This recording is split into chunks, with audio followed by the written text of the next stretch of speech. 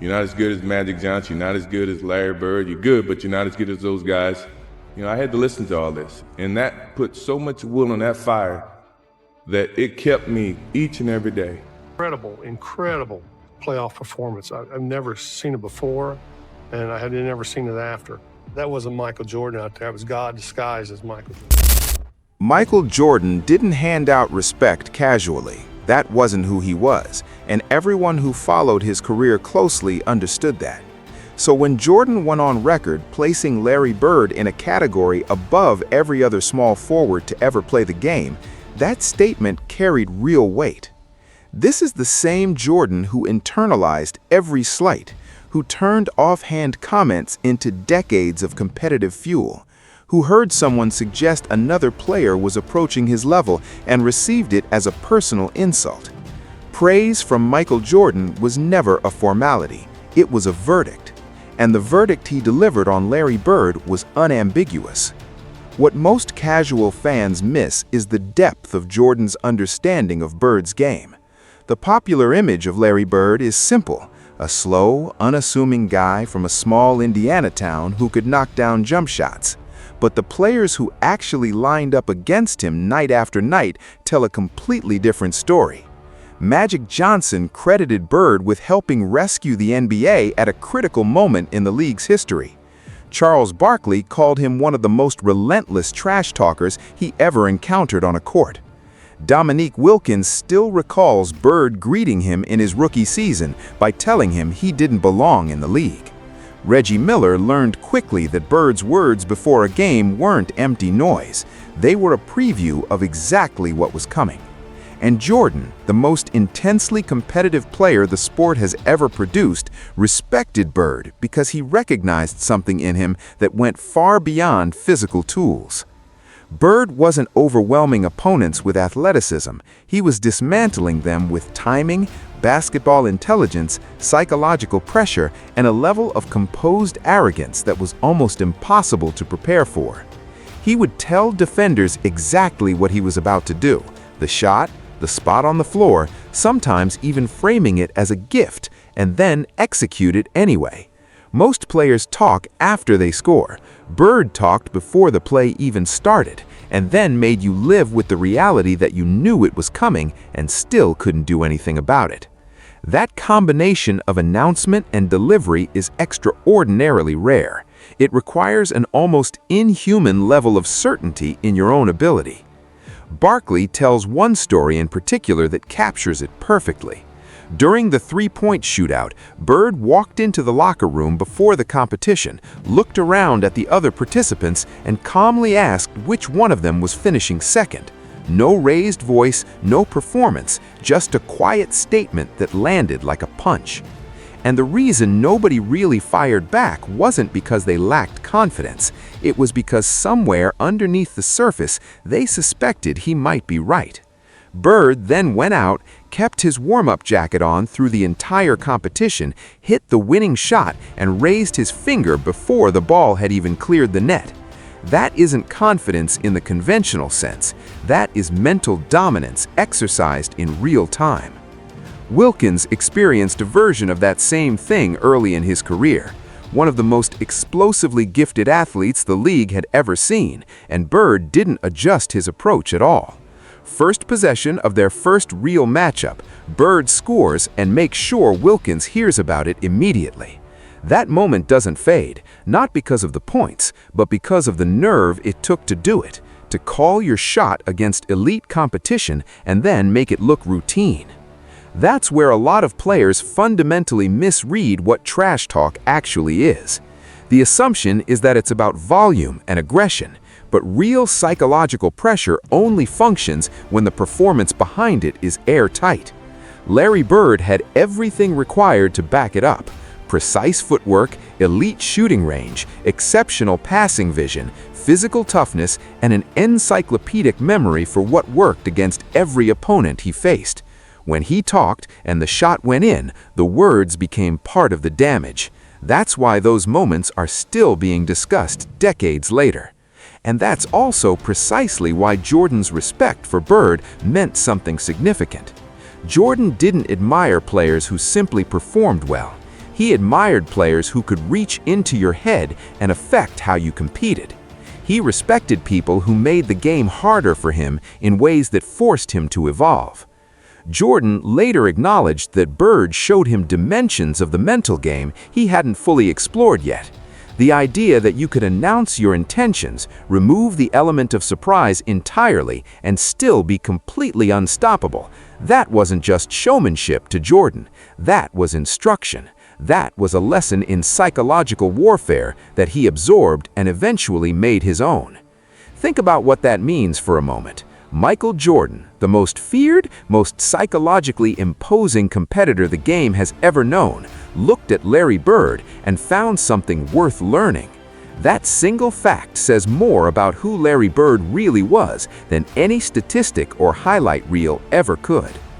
Bird didn't possess Jordan's explosive athleticism. That was never the argument. But mentally, he was operating on a plane that even Jordan had to acknowledge.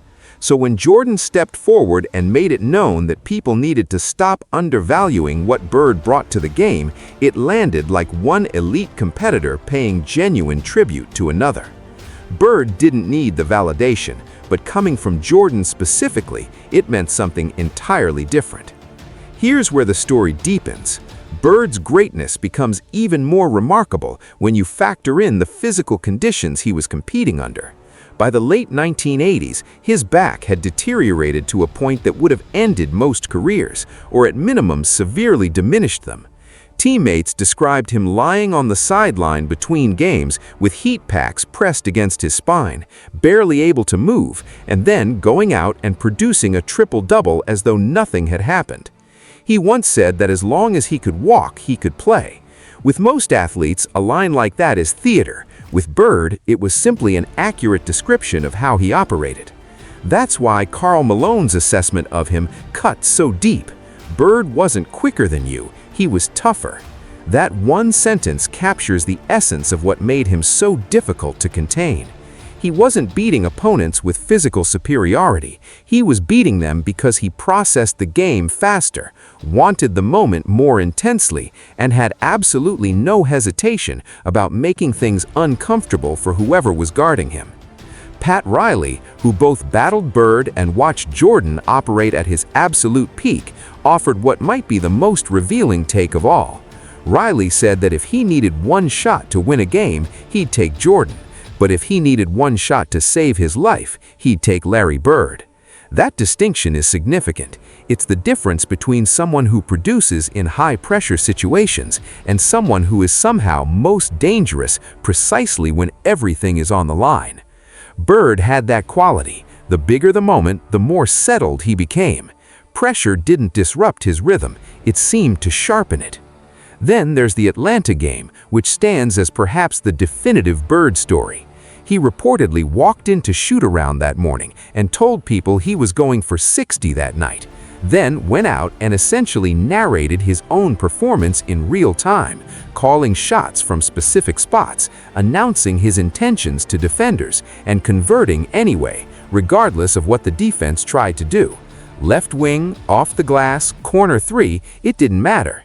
At a certain point, the Atlanta Hawks bench was openly reacting like spectators, laughing and celebrating an opposing player because what they were witnessing didn't feel like something that should be possible. That's the threshold where performance crosses into legend, when the opposing team forgets they're supposed to be stopping you. The problem with how Bird gets discussed in modern basketball conversations is people reduce him to old footage and shooting percentages. But the players who actually shared a court with him describe something that statistics were never designed to capture. They talk about genuine fear. They talk about being embarrassed publicly. They talk about getting told exactly how and where they were going to be scored on, and then experiencing it precisely as described.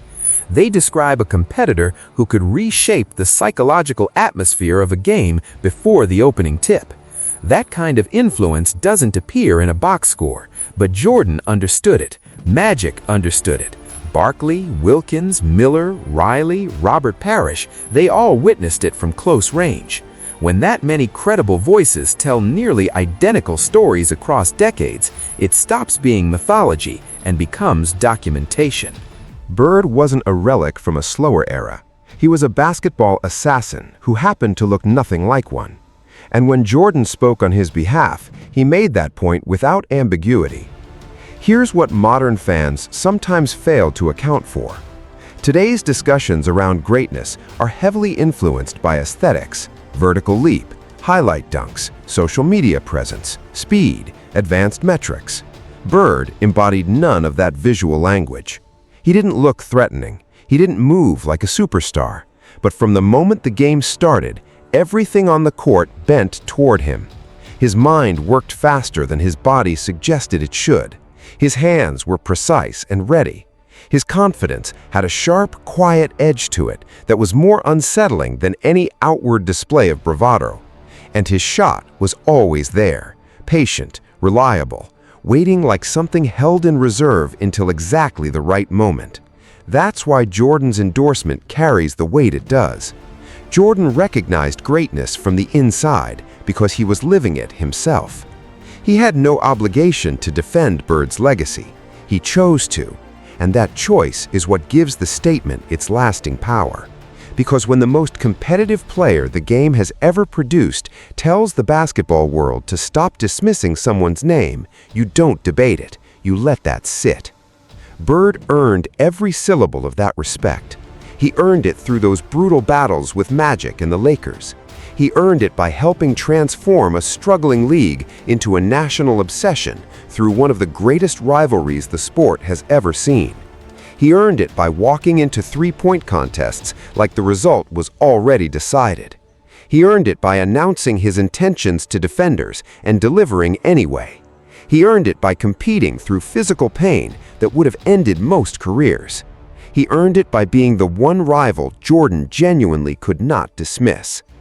That kind of respect isn't handed to anyone. It's extracted through years of proving over and over that you are exactly who you say you are.